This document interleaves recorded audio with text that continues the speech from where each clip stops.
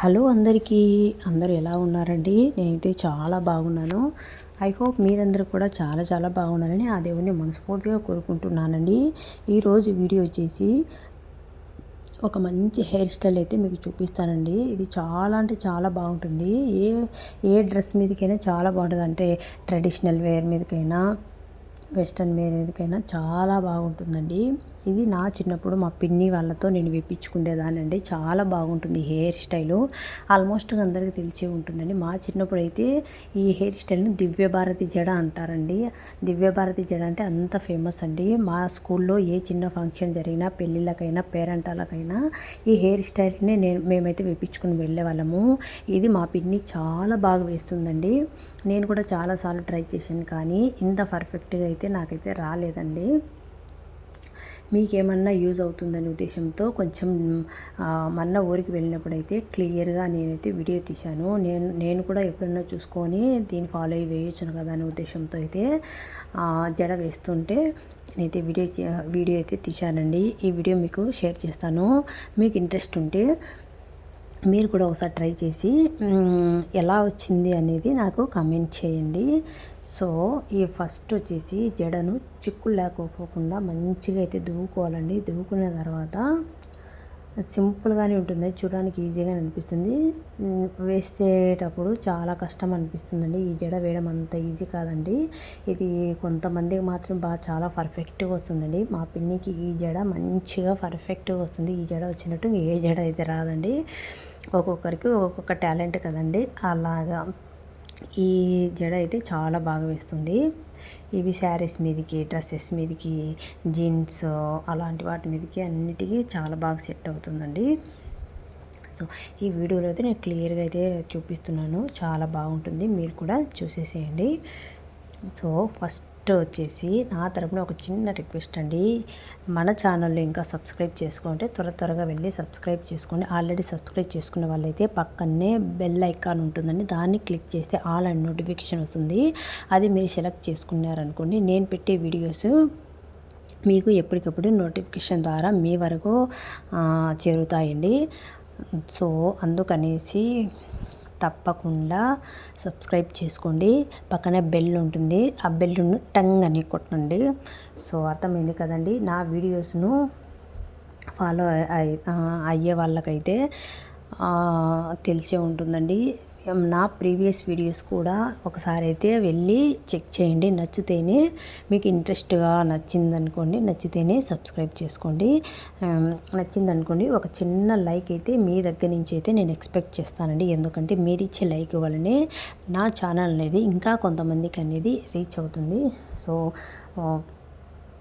కొత్తగా స్టార్ట్ చేశాను కాబట్టి ఇప్పటి వరకు చాలా వీడియోసే పెట్టాను. నాకు యూట్యూబ్ గురించి అయితే ఏమీ తెలియనండి. తెలియకపోయినా కూడా అన్నీ చూసి ఫర్దర్గా వేరే వీడియోస్ అవన్నీ చూసి వాళ్ళని ఫాలో అయ్యేసి నేనైతే ఇలా స్టార్ట్ చేశాను. యూట్యూబ్ అనేది అంత ఈజీ అయితే కాదండి. అది ఒక క్రియేటర్గా మాత్రమే తెలుస్తుంది. చాలామంది యూట్యూబ్ చేస్తున్నారంటే పని బాట లేక చేస్తున్నారు, ఇది అదే అని అనుకుంటూ ఉంటారు చాలామంది. అది చాలా తప్పండి. పని బాట లేకుంటే ఊరికైనా కూర్చుంటారు, కానీ ఆ సెలవులలో గంటల తరబడి ఎందుకు కూర్చుంటారండి? అది చాలా అంటే చాలా తప్పండి. అందరూ పెద్ద పెద్ద చదువుకున్న వాళ్ళే యూట్యూబ్లలో వస్తున్నారంటే ఎంతో ఇన్కమ్ వస్తుంది, బాగుందని కదండి. అది మీరు ఎందుకు అర్థం చేసుకుని అది కూడా ఒక జాబ్ లాగా ఫీల్ అయ్యి కొంతమంది వాళ్ళ ఇంట్రెస్ట్ని బట్టించి కూడా యూట్యూబ్లోకి అయితే వస్తారండి. అందరూ డబ్బుల కోసమే వస్తారు అని కాదు. ఫస్ట్ వచ్చేసి అందరు ఏమో, కానీ నేనైతే యూట్యూబ్ చేయడం వల్ల వాళ్ళకి ఇంత వచ్చేది, వాళ్ళకి ఇంత వచ్చింది అనేసి వేరే వీడియోస్లో చూసి నిజంగానే డబ్బులు వస్తుందా, సరే మనం కూడా ఒకసారి ట్రై చేద్దాము అనేసి నేనే ఒకరు సొమ్ము ఆశించాలి కదండి. నా కష్టానికి తగ్గ ఫలితాన్ని అయితే నేను ఆశిస్తున్నాను. ఇందులో తప్పేముంది? మనం కష్టపడుతున్నాము, కష్టానికి తగ్గ ఫలితం యూట్యూబ్ వస్తుంది, అంతేకాని ఎవరి సొమ్ము మనమే లాక్కోవడము, ఎవరి దగ్గర నుంచి మనమే ఊరికి ఇప్పించుకోవడము అదైతే చేయడం లేదు కదండి. ఇందులో తప్పేముంది అనేసి నా వంతు నేను ట్రై చేద్దామనేసి స్టార్ట్ చేశాను. సో స్టార్ట్ చేసినప్పటి నుంచి అయితే ఎలా వెళ్తాయో ఎలా వస్తాయో ఇదే టెన్షన్ అండి. ఆబ్వియస్లీ అందరికీ ఈ టెన్షన్ అనేది ఉంటుంది కదండి. నాకు కూడా చాలానే టెన్షన్ పడ్డాను. ఫైనల్గా కొన్ని నెలలకు 1K సబ్స్క్రైబర్స్ అయితే అయ్యారు. చాలా హ్యాపీ అనిపించింది.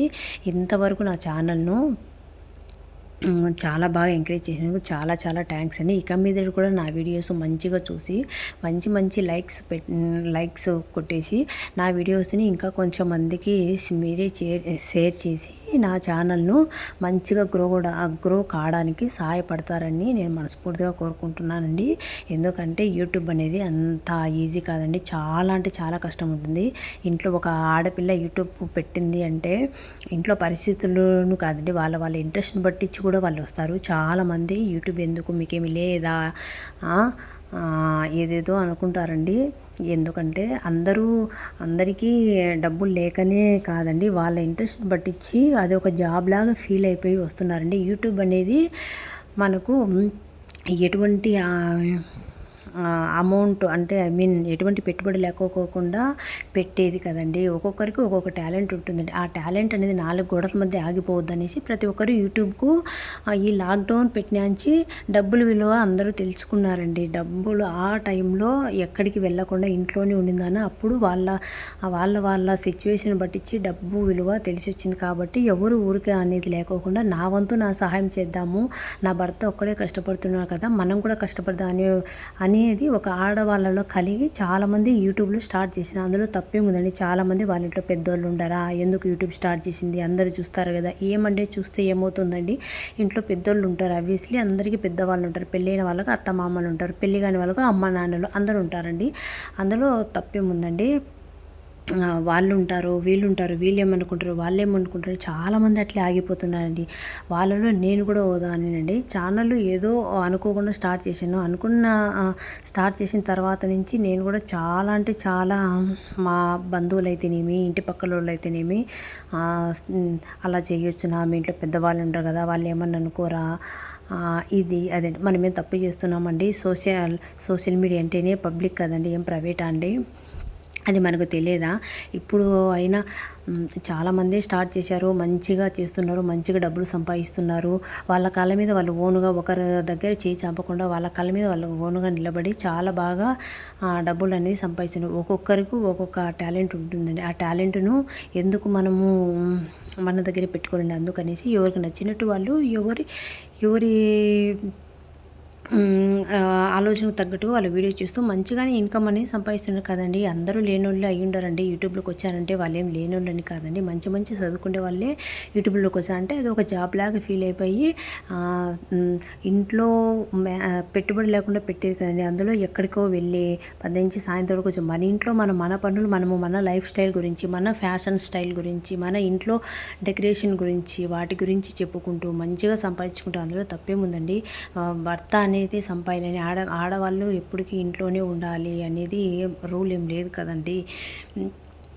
ఎంత తిన్నా కూడా కూర్చొని తింటే కొండలైనా తరిగిపోతుందండి. మా నాయనమ్మ చెప్పేదండి. ఏదో మనకు లేనిదని మనం యూట్యూబ్లో రాలే, మస్తుగా ఉంటుంది అందరికీ. కాకపోతే ఊరికి ఎందుకు ఉండాలి, మనకంటూ ఒక గుర్తింపు ఉండాలి కదా. మనము డబ్బుల కోసం ఒకరి కాడ చేయి చంపడం ఎందుకు, వాళ్ళ ఆత్మాభిమానాన్ని బట్టించి ఇప్పుడు భర్త అయినా సరే మనం ఇంట్లో పనులు చేసుకుంటే ఎల్లకాలం ఎందుకు ఉండాలి, ఏదైనా డబ్బులు అడగాలంటే వాళ్ళని చేయి చంపి అడగడం ఎందుకు, వాళ్ళు సెల్ఫ్ రెస్పెక్ట్ అనేది వాళ్ళకంటూ ఉంటుందండి. అట్లా పలు రకాలుగా ఆడవాళ్ళు ఆలోచన చేసి పెడుతున్నారు. అందులో తప్పేముందండి.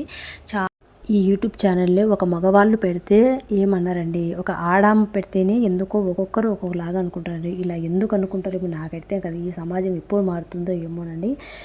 So that's it for today guys. ఈ వీడియో మీకు నచ్చితే ప్లీజ్ లైక్ చేయండి, షేర్ చేయండి అండ్ సబ్స్క్రైబ్ చేయడం అయితే అస్సలు మర్చిపోతుంది. Bye guys.